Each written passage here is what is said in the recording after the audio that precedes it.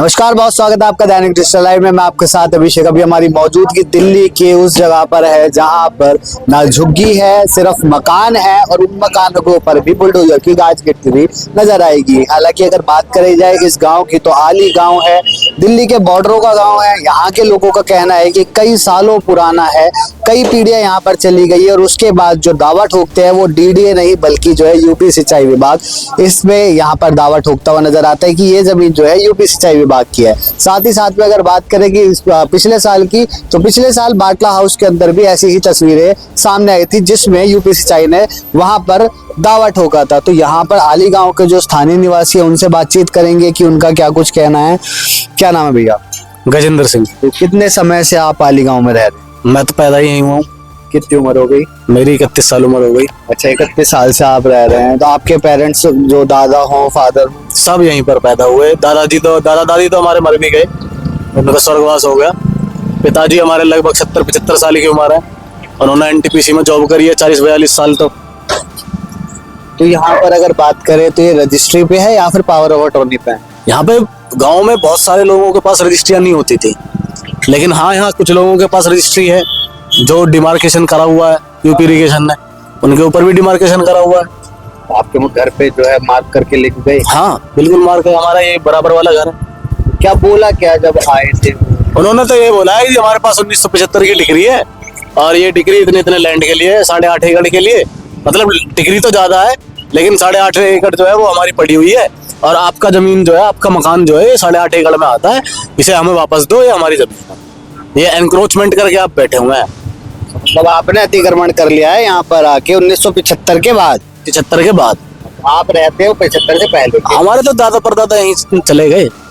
ये तो हमारे पीढ़ी लाई, जो दादा लाई जमीन जैसा बोलते हैं देसी भाषा में, वो है। तो अच्छा चलिए, दिन होता है तो दिन में 4 लोग आते हैं, मिलते हैं, बात करते हैं, मन लग जाता है। मगर जब रात होती है तो रात में एक अकेलापन होता है और उसमें दिमाग चलता है। तो रात के समय क्या कुछ स्थिति होती है? रात के समय तो बहुत देर तक तो नींद ही नहीं आती, लेकिन सोना पड़ता है क्योंकि अगले दिन सुबह उठना भी है, काम भी करना है। और यहाँ पे कोई मतलब ऐसा नहीं है कि बहुत अथाह पैसा वाले लोग हैं। यहाँ पे 95% दलित आबादी है। जो मजदूर वर्ग है दलित आबादी है 95%, और हिंदू है, जिसे हिंदू कहते हैं। और बीजेपी कहती थी कि हिंदू खतरे में है, और यही नारा दे के बीजेपी सत्ता में आई थी। तो पता नहीं जब तो हिंदू खतरे में था या नहीं था, लेकिन अब जरूर है। अब हिंदुओं को खतरे में डाल दिया। अब जरूर है। कम से कम आली गांव का शालीमार का हिंदू तो है खतरे में। शालीमार बाग में भी डीडीए अपनी कार्रवाई कर रहा है, वहां पे भी टूटने वाले हैं। तो मुझे ये समझ में नहीं आ रहा कि हिंदू पहले खतरे में था या अब ज्यादा खतरे में है। अच्छा, दिल्ली की सीएम है रेखा गुप्ता, वो लगातार जो है जनता से मिलती रहती है, बातचीत करती है, वो खुद भी बोलती है। उनको घर भी अलॉट इसीलिए हुआ है कि उनके जो लोग आते हैं मिलने के लिए वो आकर वहाँ पर जन सुनवाई होती है वहाँ पर। तो वहाँ पर जाने की कोशिश करेगी, वहाँ पे मिलने आप? वहां पर हमने लगभग 2-3 बार अपॉइंटमेंट लेने की कोशिश करी, मिलने की कोशिश करी, लेकिन एक बार भी कामयाबी नहीं मिली। वो हम जो यहाँ से लेटर लिख के लेके गए थे एप्लीकेशन, वो लेटर उन्होंने लिया, उस पर मोहर लगाई कि हाँ जी आपकी रिसीविंग हो गई, आप जाओ। कार्रवाई कुछ नहीं। तो क्या लगता है कि उम्मीद है सरकारों से कि कुछ काम करेंगी? सरकारों से उम्मीद है, इसलिए तो हम बीजेपी को शासन में लेकर आए थे, सत्ता में लेकर आए थे। हम भी बीजेपी वोटर हैं। अभी तो नारा, एक तरफ नारा आया था कि जहाँ झुग्गी वही मकान, विपक्ष ने बोला कि जहाँ झुग्गी वही मैदान, और अब उसके बाद झुग्गियां तो हटा दी है लगभग, अब मकानों की बारी है। देखो जी, झुग्गी जहाँ झुग्गी वहाँ मकान इन्होंने बोला था।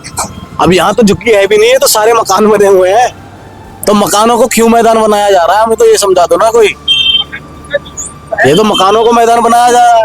और यहाँ पर जिस पर यूपी इरिगेशन अपना दावा कर रही है, यहाँ पर दिल्ली की रजिस्ट्री है। सबके पास तो नहीं है, लेकिन बहुत सारे लोगों के पास है, क्योंकि सबके पास होती नहीं है गाँव में रजिस्ट्री। ये आपको भी पता है, सबको पता है ये बात लगभग। ठीक है जी। दिल्ली का हमारा वोटर ID कार्ड, दिल्ली का हमारा GST नंबर, हम दिल्ली का ITR फाइल करते हैं। हमारे दिल्ली के बिजली बिल, इलेक्ट्रिसिटी जो है वो BSES से आती है। हमारे पास सन 89 का डेसू का जो बिजली का बिल होता था, 89 में कनेक्शन लिया था पापा ने, 1989 में, उसकी हमारे पास रसीद है अभी तक। तो जब ये यूपी इरिगेशन की जमीन है और यहाँ पर ये इतना ज्यादा डेवलपमेंट का काम शुरू किया गया, तो यूपी इरिगेशन ने इस पे ऑब्जेक्शन क्यों नहीं करा कि आप दिल्ली गवर्नमेंट वाले आप यहाँ पे काम नहीं कर सकते, ये हमारी जमीन है? क्यों नहीं ऑब्जेक्शन दिया गया? एक बार भी ऑब्जेक्शन नहीं लगाया इन्होंने। तो आपका क्या नाम है? मेरा नाम राजकुमार शर्मा। आप कब से रह रहे हैं? हमारे दादा बाबा आए थे यहाँ पे आगे पीर मोहल्ला है, जब आए थे। अब मेरी उम्र 88 का पड़ता है मेरा, मैं यहीं आलीगांव एमसीडी स्कूल में पला बड़ा हूँ। आज मेरे खुद के 2 बच्चे हैं, प्राइवेट जॉब करते हैं हम लोग। क्या लगता है, आप प्राइवेट जॉब करते हैं, 2 बच्चे भी हैं, तो बच्चों का क्या भविष्य लगता है आपको? देखिए सही बताऊँ, ये जो अभी पिछले 1 महीना हो गया जब से हमारे गांव का जो करीबन 300 घर तकरीबन सील कर दिए, जब से तो घर में और पूरे मोहल्ले में से तनाव का माहौल है कि अब समझ में नहीं आ रहा कि करें क्या। क्योंकि अपने आंखों के सामने घर सील होते देख लिए। अब ये कह रहे थे ग्राफ फॉल लग रहा था उस समय, तो अब तो हम लोग भी हाई कोर्ट में चले गए और कोर्ट में हमारी सुनवाई हो रही है। तो अब जब तक रुके हुए हैं, पर अब तो दिमाग काम ही नहीं कर रहा कि करें क्या। अच्छा, कोर्ट के ऊपर भरोसा है कि आपके ही संज्ञान में रहेगा सारी चीजें और आपको न्याय मिलेगा एक तरह? क्योंकि देखिए हमारे जो यहाँ से सांसद हैं हर्ष मल्होत्रा जी, हर्ष मल्होत्रा सांसद है यहाँ से। ब्रह्म सिंह जी पिछले 20 साल से काउंसलर हैं। अमानतुल्ला खान है, 15 साल से विधायक हैं। हम सब लोगों के पास गए, यहाँ तक कि हम उत्तर प्रदेश के मंत्रियों से भी मिले, बहुत बड़े बड़े लोगों से मिले, तो सबने हमसे यही कहा कि कोर्ट का मैटर है, कोर्ट में ही काम करेगा। तो कोर्ट के में जाके आप जाइए और कोर्ट से राहत मिलेगी। तो कोर्ट में गए, क्योंकि मुझे लगता नहीं राजनीतिक पार्टियों पर हम कुछ या नेताओं के पे भरोसा करें, पर कोर्ट ही एक हमारे पास एक रास्ता है जो हमें हमारे साथ न्याय कर सकती है, हमारे घरों को बचा सकती है। अच्छा, एक बात होती है, जब चुनाव का समय होता है तो कितना भी बड़ा मंत्री हो, कितने भी छोटे मंत्री हो, वो आते हैं, लोगों के पैर पकड़ते हुए तस्वीरें दिखाई देती है। पर जब ऐसी कोई बातें आती है, तो जब यहाँ की जनता जब जिता देती है उन लोगों को, फिर जब आप लोग पैर पकड़ते हैं तब क्या रवैया रहता है? हाँ, ये बहुत अच्छा सवाल किया आपने। मतलब अपने आप में ना ऐसे ये बहुत दुर्भाग्य हम लोगों का कि इवन जब यहाँ पे जब हमारा जो है ना लोकसभा साउथ दिल्ली है, जहाँ से हर्ष मल्होत्रा 2 बार महेशगिरी रहे थे, फिर गौतम गंभीर रहे, अब हर्ष मल्होत्रा रहे, और हमारा सबसे पहले जो बड़े बूढ़े दादा बाबा बताते महरौली विधानसभा रखती थी हमारी। उसके बाद फिर हम बदरपुर में शामिल हो गए और आज हम तकरीबन 15 साल से ओखला विधानसभा में, और वार्ड हमारा 186 है। तो ये सब दिल्ली के हैं।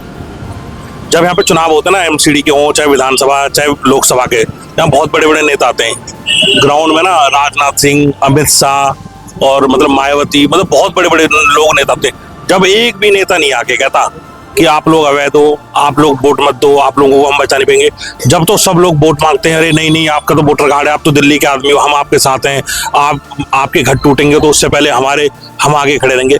मगर 1 महीना हो गया हमारे गांव के जो 300 घर हैं, आज तक हमारे पास मतलब काउंसलर भी नहीं आया। अच्छा, यहाँ की जमीनों पर जो है यूपी विभाग एक तरीके से दावा ठोक रहा है कि ये उनकी जमीन है, यानी यूपी की जमीन है। आपका जो वोटर आईडी है वो दिल्ली का हो गया, तो क्या आपके अभी तक के वोट भी रद्द कर देंगे? हाँ, और क्या, अगर हम लोगों को अवैध बता रहे हैं तो हमारे वोट जो अवैध हुए, हमारे वोट अवैध हुए, तो 27 साल के बाद जो आपकी सरकार आई है वो भी कहीं ना कहीं अवैध है। अगर हम लोग अवैध है तो हम अवैध लोगों से अपने वोट क्यों मांगे? यहाँ पे आते हैं, वोट की अपील करते हैं, जब तो सब हाथ जोड़ते हैं। तो हम पर अब जब 27 साल बाद सरकार में आ गए, मंत्री बन गए, मुख्यमंत्री बन गए, अब जो हमें अवैध बता रहे हैं, आज हमारी कोई सुनवाई नहीं कर रहा कि भाई तुम तो दिल्ली के लोग हो। और मैं आपके चैनल के माध्यम से एक बात बता रहा हूँ, क्योंकि जो ये तोड़ फोड़ है उसमें कहीं ना कहीं मैं भी बहुत डीपली क्लोज हूँ, क्योंकि मेरा घर भी जा रहा है इसमें। ये यूपी सिंचाई विभाग वाले कहते हैं कि 1975 में हम इस जमीन के मालिक बन गए थे, हम किसान से केस जीत गए थे। तो 1975 से और अब चलिए 2026, 50 साल हो गए तकरीबन। 50 साल से आप कहाँ थे? आप मालिक थे ना इस प्रॉपर्टी के, तो आप 50 साल से कहाँ थे? अच्छा, जब आप मालिक थे, जब इस इलाके में इतनी बड़ी बड़ी बिल्डिंग बन गई, चलो बिल्डिंग तो हमारी पर्सनल लोगों की, हमारे बाप दादा जो कमाई हुई उनकी, जब इस इलाके में जब एमसीडी रोड बना रही थी, तो क्या सिंचाई विभाग ने उनको नोटिस दिया कि ये हमारी जो है 8.5 एकड़ लैंड है, आप इसमें रोड क्यों बना रहे हो? BSES खंभे गाड़ रही थी, पानी की पाइपलाइन, जल बोर्ड जब पानी की पाइपलाइन, उन डिपार्टमेंटों को भी तो नोटिस करना चाहिए था ना, तलब करना चाहिए था कि आप ये डेवलपमेंट क्यों कर रहे हो? तो हमारी पर्सनल लैंड है ना सिंचाई विभाग की, उन पे कार्रवाई क्यों नहीं करी? मगर आज जो गरीब आदमियों ने अपने मेहनत की, पूरे जीवन की कमाई, बाप दादाओं की जो कमाई थी, आपके कैमरामैन के माध्यम से दिखाओ, ये बिल्डिंग, ये 4-4, 5-5 बिल्डिंग जो बनी पड़ी है, ये एक दिन में तो नहीं बनी। तो जब ये बन रही थी और जब सरकार यहाँ डेवलप कर रही थी, तब सिंचाई विभाग कहा था। मेरा मेन क्वेश्चन ये है कि हम लोग तो अवैध है, मगर सरकार तो वैध होती ना सारी।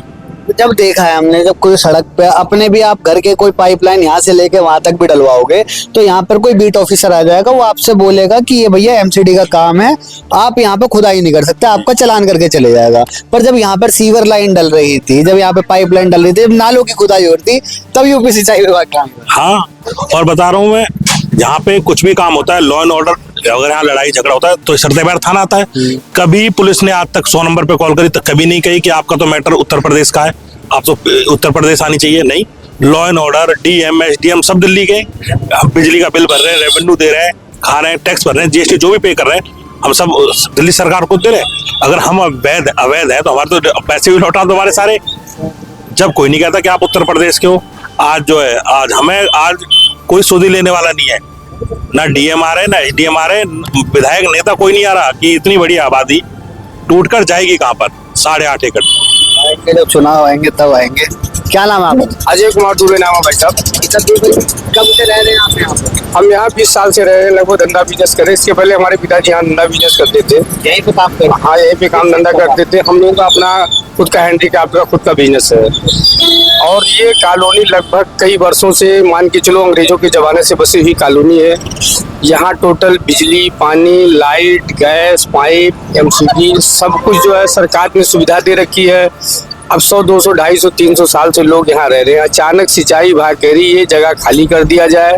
यहाँ ये जगह जो है सिंचाई विभाग उत्तर प्रदेश की है, सबको नोटिस दिया जा रहा है। लोग सदमे में जी रहे हैं यहाँ पे। अचानक यहाँ कह रहे हैं कि यहाँ तोड़ फोड़ होगी, ये जगह खाली करना पड़ेगा। यहाँ लोगों ने अपनी पूरी जिंदगी की कमाई लगा दी, पूरा घर बना लिया, धंधा कर लिया, बिजनेस कर लिया। अब अचानक यहाँ के लोग कहाँ जाएंगे? आज जो 28-30 साल के बाद भाजपा की सरकार आई है, यहाँ लगभग 95% वोटर जो है बीजेपी के वोटर हैं। यहाँ जो है हिंदू कॉलोनी है और वोटर ही बीजेपी के, लगभग 95% वोट यहाँ जो है बीजेपी के हैं। उसके बाद भी यहाँ जो है यहाँ का ना कोई विधायक, ना यहाँ का कोई पार्षद, ना कोई बड़ा नेता, ना कोई यूपी का और ना ही कोई दिल्ली का यहाँ के लोगों के बारे में आज तक कोई यहाँ की इनकी सुध लेने आया नहीं है। और नोटिस दे दी गई है। यहाँ के लोग जो है एकदम सदमे में जी रहे हैं, ना खा पा रहे हैं, ना जी पा रहे हैं, ना पानी पी पा रहे हैं। अचानक इनका मकान छीना जा रहा है। तो कहीं ना कहीं इसको केंद्र सरकार को, राज्य सरकार को जो है संज्ञान लेना चाहिए। इनको कहीं ना कहीं कुछ इनको व्यवस्था करना चाहिए। आपका व्यवसाय भी यहीं पर है, हैंडीक्राफ्ट का, आपका काफी समय से चलता हुआ रहा है। भाई साहब की प्राइवेट नौकरी है। चलिए, अगर इनका घर जाता, भगवान ना करे, और अगर इनका घर जाता, इनके पास एक नौकरी सेफ रहेगी, इनके बच्चे आराम से खा लेंगे, पी लेंगे, पढ़ लेंगे। पर अगर आपका व्यवसाय जाएगा फिर हम तो रोड पे आ जाएंगे। हमारे तो 2 बच्चे हैं, अब हमारे बच्चों की पढ़ाई चल रही है।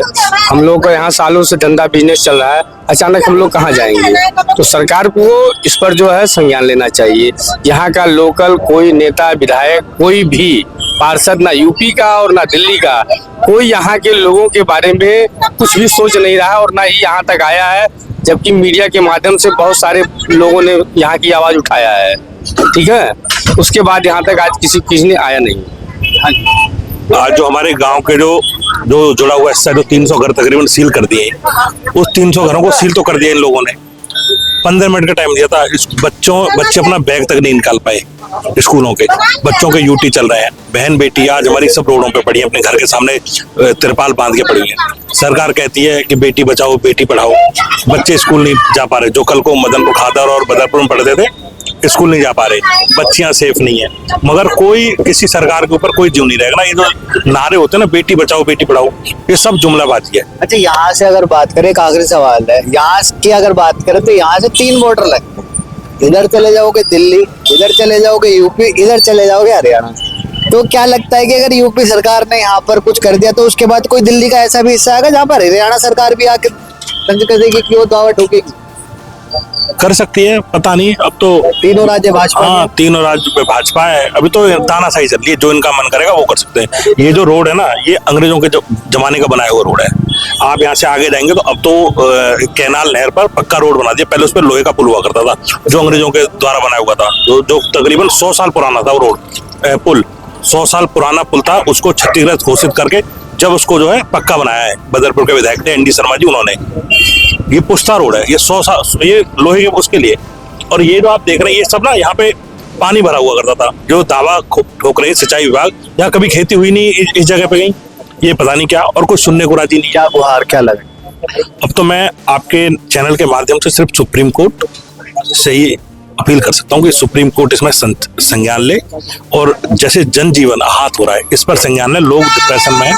ये सरकार जो भी चीजें, ये इंसानों के लिए तो है ही, तो अब तो इसमें सुप्रीम कोर्ट इन्वॉल्व हो और वो इसमें हस्तक्षेप करे और हमें न्याय दिलाए। चलो, बहुत शुक्रिया हमसे बात करने के लिए। तो अभी आपने देखा सुना, जो यहाँ के स्थानीय निवासी थे उनका साफ तौर पर यही कहना है कि जब हमारे वोट कार्ड बने, चाहे हमारा बिजली का बिल हो, चाहे पानी का बिल हो, जब वो चीजें दिल्ली की है तो फिर इस जमीन के ऊपर यूपी सिंचाई विभाग कैसे अपना दावा ठोकता हुआ नजर आ सकता है। खैर, अब इनकी जो मांगे हैं वो कहीं ना कहीं जो एक उम्मीद है वो सुप्रीम कोर्ट की तरफ से दिखाई दे रही है। अब सुप्रीम कोर्ट से क्या कुछ हस्तक्षेप आता है ये देखने वाली बात रहती है। फिलहाल के लिए बस इतना ही। दैनिक डिजिटल लाइव के लिए दिल्ली से अभिषेक सिंह।